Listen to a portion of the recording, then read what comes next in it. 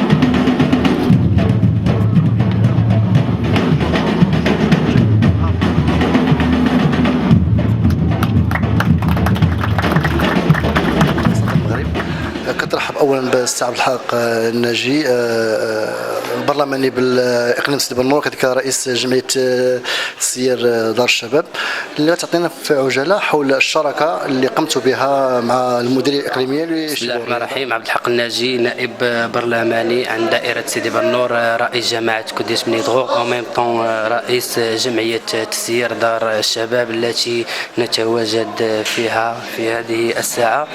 كيف ما جاء في السؤال ديالك السي زهير ممثل جريدة بريس، وبالنسبة للشركاء اللي قاموا ببناء دار شباب هما المبادرة الوطنية للتنمية البشرية والمديرية الإقليمية لوزارة الشباب والرياضة وجماعة ولاد عمران.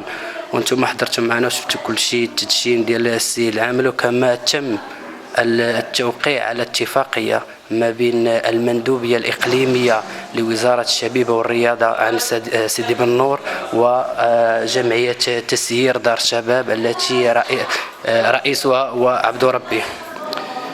الأهداف هذا المشروع والدور اللي غادا تقوم به جمعية تسيير دار الشباب هو دعم البنيات السوسيو-ثقافية والرياضية لفائدة الشباب والأطفال، استثمار الوقت الحر للشباب، تمكين الشباب من الوسائل الكفيلة بتنمية مؤهلاتهم، انفتاح الشباب على الآخر، غرس قيم المواطنة والتسامح، تنشيط لقاءات تحسيسية وورشات تكوينية، نشر ثقافة التطوع والتعاون في أوساط الشباب والأطفال،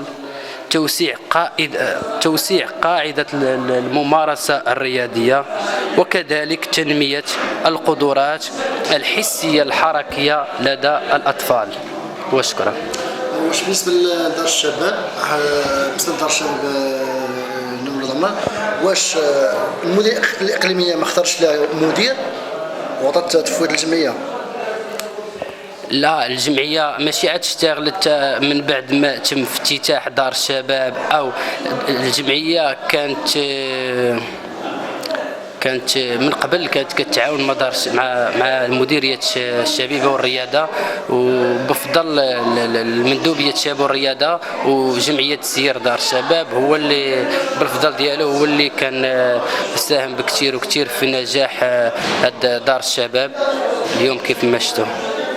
استاذ الحق، بصفتك كبرلماني بالاقليم سيدي بنور، وكنعرفوا ان سيدي بنور ما زالت عماله فاتيه، ومازال كنشوفوا نقص عده المشاريع في الاقليم، منها كما اشار السيد مندوب المسبح الاولمبي.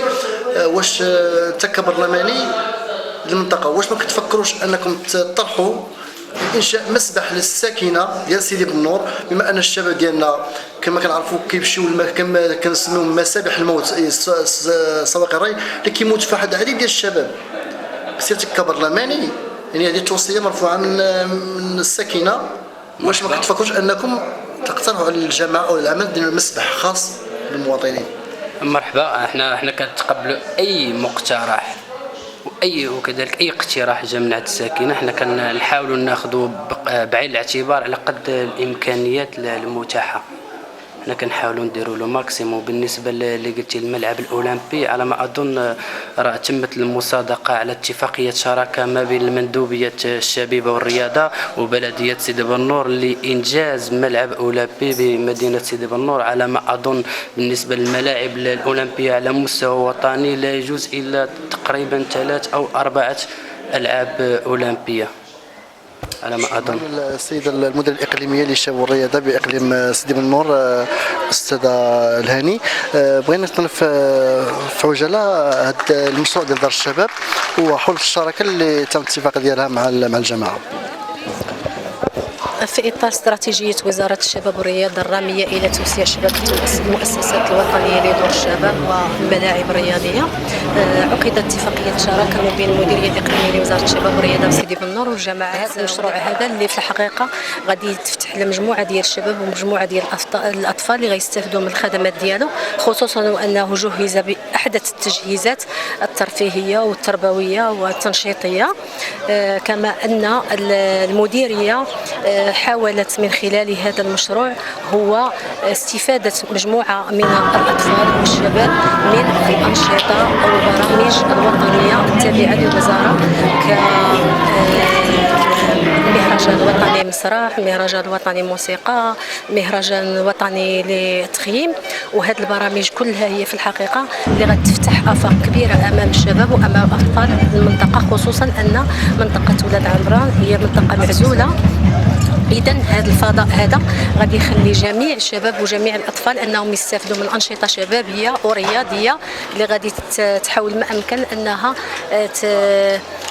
تساهم في تثقيفهم وفي اكتشاف مواهب ديالهم والطاقات ديالهم، كما انها غادي تحاول ما امكن انهم يعبروا على المؤهلات ديالهم وعلى العطاءات ديالهم داخل هذه المنطقه اللي هي منطقه ولاد عمران كما قلت، اللي هي في الحقيقه منطقه تتبعد على سيدي بنور 30 كيلومتر، لكن كانت في حاجه ماسه الى مجموعه من البنيه التحتيه الرياضيه والشبابيه، وتنظن ان هذا المولود الجديد غادي تكون عنده قيمه مضافه بالنسبه لمنطقه ولاد عمران.